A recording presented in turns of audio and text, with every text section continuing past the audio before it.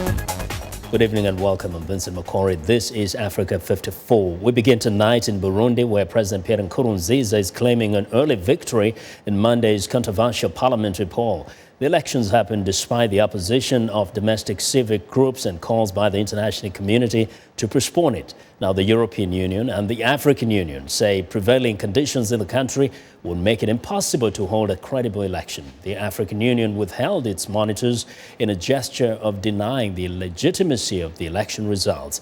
The United States says it is deeply disappointed in Burundi's decision to go through with the parliamentary elections despite calls for a delay.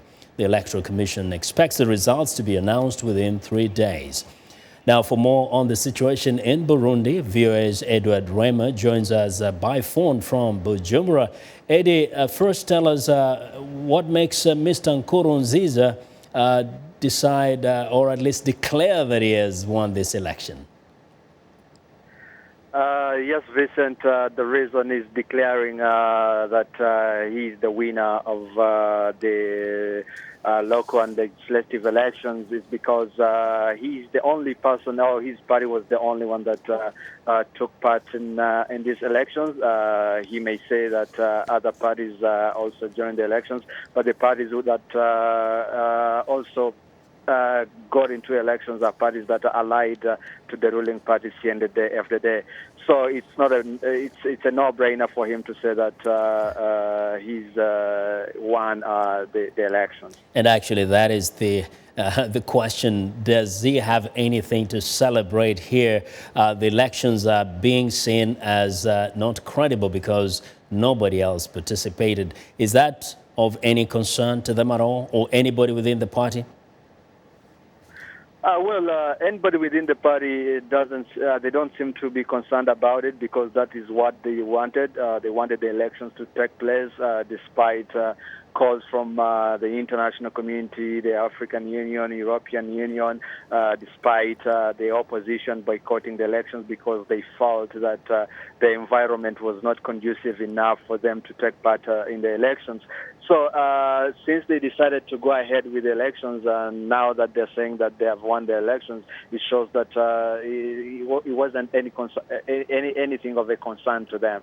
So they're happy with the results. They're going to win with a landslide.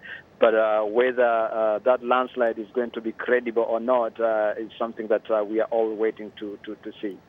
Could this be a mirror of what is going to happen during the presidential elections? What are you hearing? What we are hearing right now is something that we've been hearing all the time. There's still so much pressure, either within or outside Burundi, to have the elections postponed. There are some terms that were set by the heads of state of the East African community, which included opening up political space so that everybody could take place in the elections. There were calls to have all the refugees returned. There were calls to have all the media houses that were closed opened. None of that has been done.